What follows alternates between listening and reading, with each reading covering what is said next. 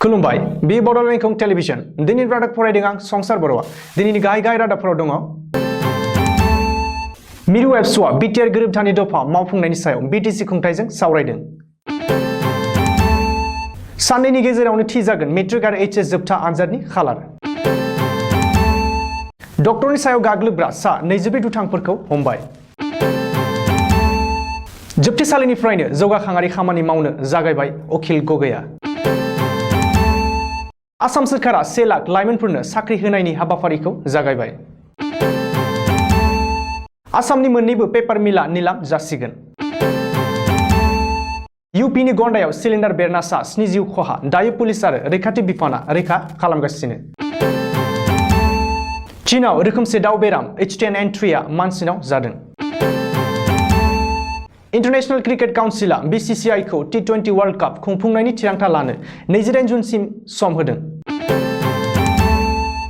साउथनि actress Rashmika मंदानाखौ बलिउडआव नुनो मोनसिगोन दानिया आबुं रादाब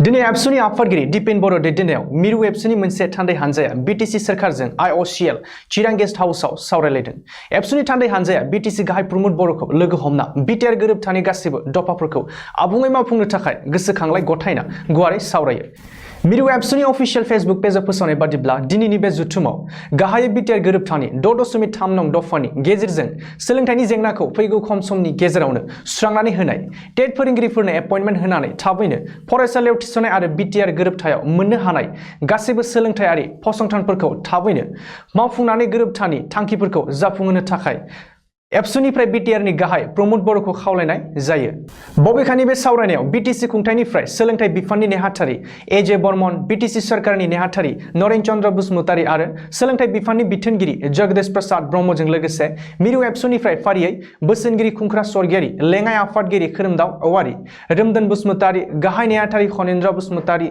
लोगो गाहाय नेहाथारि कास्टम बसुमतारी सोलोंथाइ नेहाथारि सोमावसार बसुमतारी गेलेमु नेहाथारि गणेश बसुमतारी आरो थुनलाइ नेहाथारि सुमित नार्जारी मोना बाहागो लायो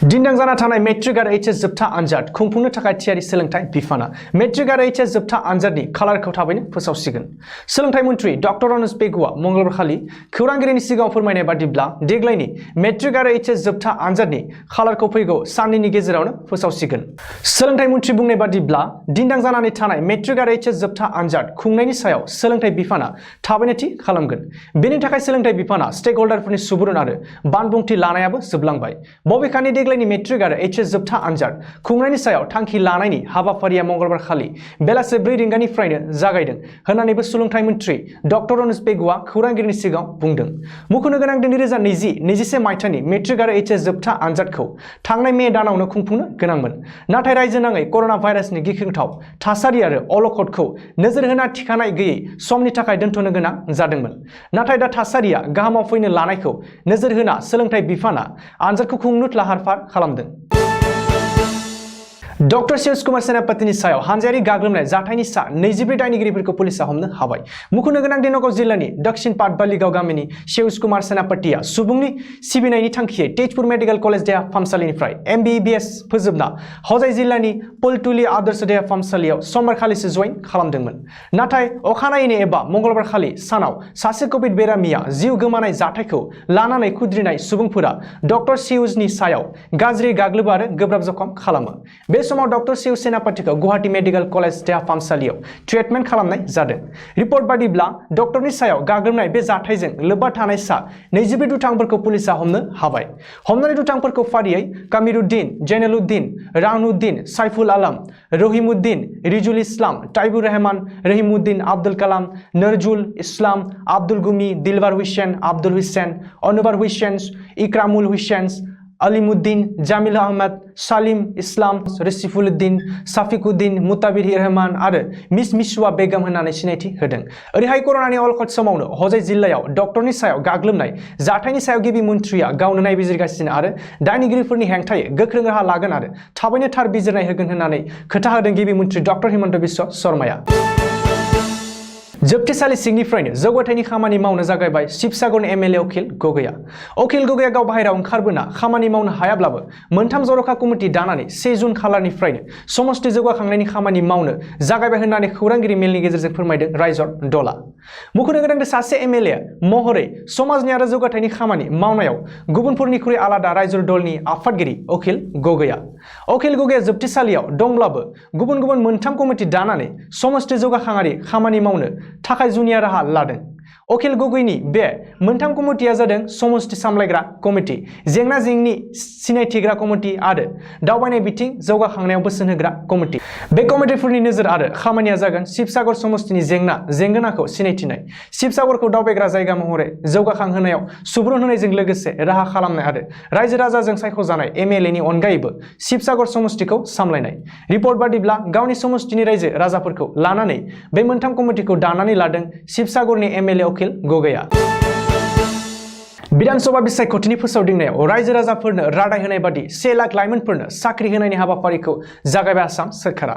आसामनि राङारि मन्थ्रि अजन्ता नेउगा खौरांगिरि मेलाव फोरमायथिनाय बादिब्ला रायजो सोरखारा 1 लाख लाइमोनफोरनो साख्रि होनाय बिथांखिनि सायाव खामानि मावनो जागायबाय। मुख'नो गोनांदि आसाम सोरखारनि बबे बिफानाव बेसेबां मासिफोर लांदां जानानै दं बेनि सायाव सप्तासेनि गेजेरावनो रिपर्ट होनो थाखाय गासैबो बिफानखौ बिथोन होदों राङारि मन्थ्रि अजन्ता नेउगा।